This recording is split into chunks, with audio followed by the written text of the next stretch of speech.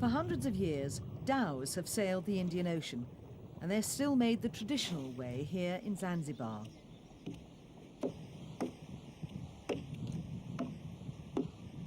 The method of construction, like the design, has varied little in centuries. When a tool or boat is just right for the job, why change it? This is the third large dhow to be built at Unungwi village by Musa Hakim.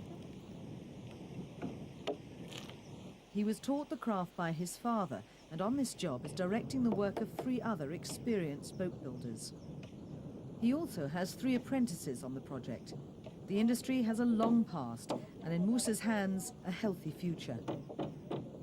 Created by hand without blueprints, it's almost a work of art. Metal nails are comparatively new. Unlike in Europe's wooden boats, a dhow's planks are put in place first and the strengthening ribs are fixed later. That way alterations in shape can be made as work is underway. Before Europeans such as the Portuguese arrived about 500 years ago, the hull was literally bound together using coconut or palm fibres. But the foreigners introduced metal tools. Zanzibar is poor even by African standards, and not every community has access to electricity, so handmade really means what it says. Some dhows, especially the larger ones, are powered by motors, but this one will have sails. The work will keep villagers busy for quite a while. A dhow like this one, it can take 4, 5, 6 people to build. When there are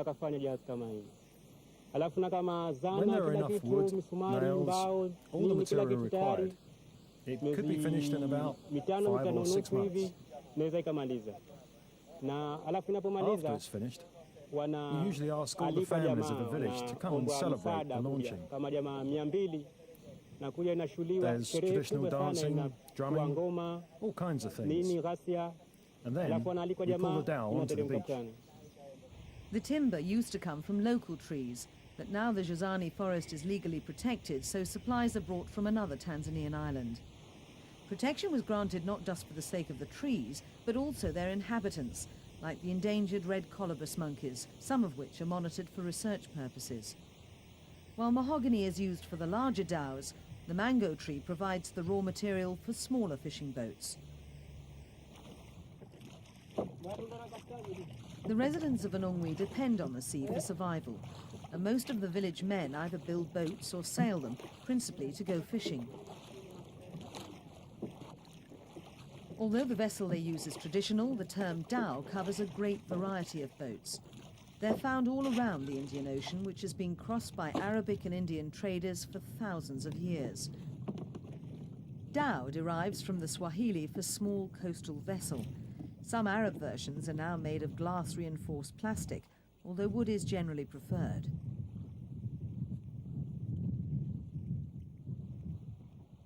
Whether small or large, used for fishing or cargo, the boats suit the lifestyle here and are both economically and environmentally sound. Youngsters in Unungwi learn how to sail and fish from an early age because their livelihood will largely depend upon it. Fewer get the chance to make dhows. Village boat builders only construct between 10 and 15 small vessels a year, while larger cargo carriers such as the new one are more rare. The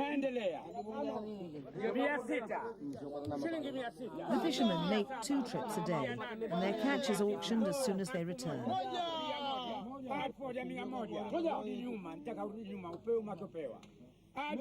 Fishing trips from Unungwi are short. The villagers might never venture as far as their regional capital, but historically their island has been influenced by many overseas cultures. At the end of the working day, a sight like this can be seen on many of the ocean's shores, and has been seen by many previous generations. The influence of cross-cultural exchanges can also be seen in Zanzibar's architecture, reflecting Arab and Indian traditions. But the historical relationship between Arabs and Zanzibaris was not always so decorative, because Zanzibar used to be a centre for the trading of slaves.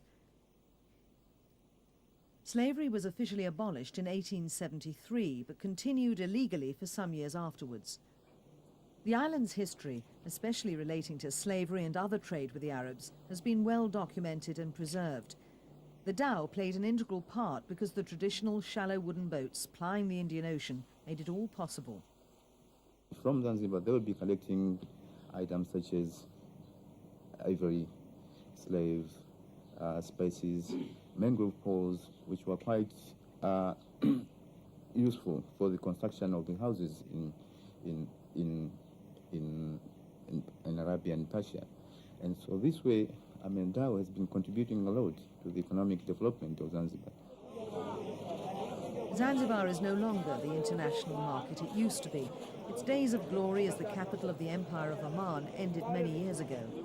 A bloody revolution in 1964 exacerbated racial divisions.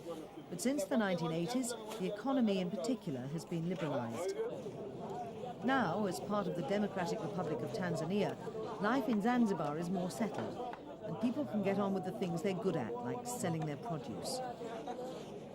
The market for spices is not as great as it was when Oman established a lucrative trade in cloves.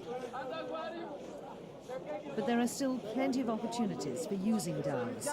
Dhow were being used, I mean, to smuggle slaves, for instance, while the abolition of slave trade was taking place. So there was something like hidden ports which were using to ship people, I mean slaves, to other parts of East Africa outside.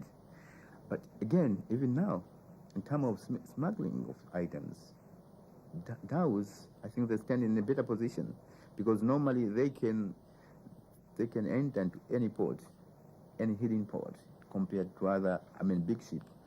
Big ships are more formalized. You have to anchor at the rather formalized harbor or port. You can't just anchor anywhere. The harbour is a busy place and has modern facilities, including a container terminal. But in Zanzibar, you'll find the new cheek by jowl of the old.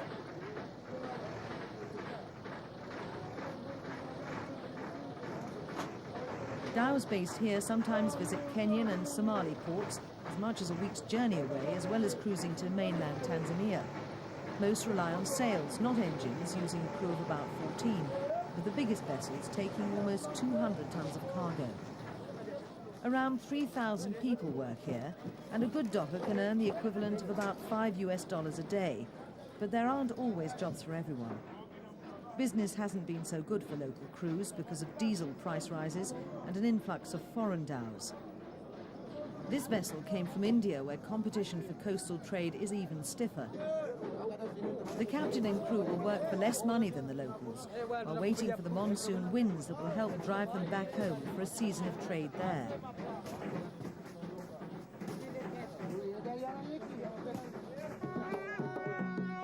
Back in Anungwe, the new boat is ready for launching. The work has taken 7 months, held up occasionally by lack of funds. The red flag will keep away the spirits of evil sailors.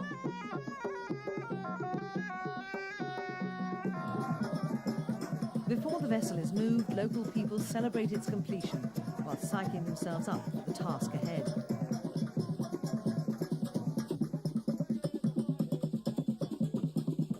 The owner sits with the village elders. He gave them money for distribution among the men who'll do the hard work of launching the boat, and hopefully there'll also be plenty of work in his new boat.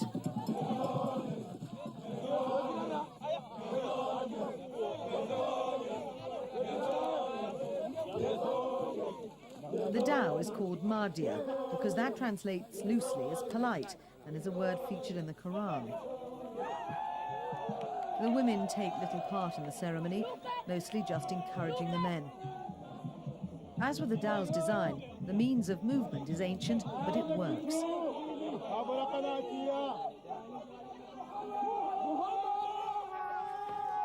Each of the 10 pulls it'll take to get the Mardhia to the water's edge has to be celebrated.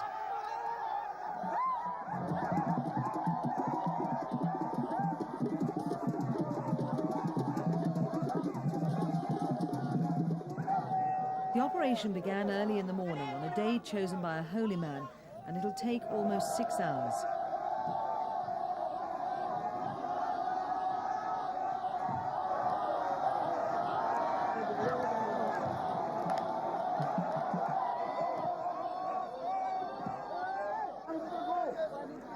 Some of the women throw rice as a blessing, while members of the new Dhows crew are given a baptism. Everything is done according to custom to try to ensure that the Mardhia has a good future and the village will receive more orders. They are traditions that youngsters watching might one day pass on.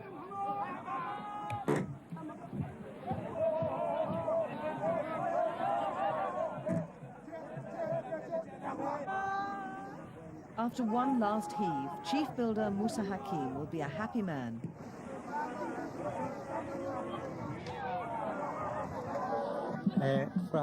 Today my joy is great because we finished the work without any trouble. We're able to hand over the dhow to its owner, and we're all pleased. I'm very, very happy because it was difficult to build, but we managed it well and in good time. I'm very happy. During the next 2 weeks, the Mardhia will be checked for leaks and painted. Then the traditional triangular sails will be fitted, and after sea trials, Zanzibar's newest dhow will join a fleet taking the ancient past into a new millennium.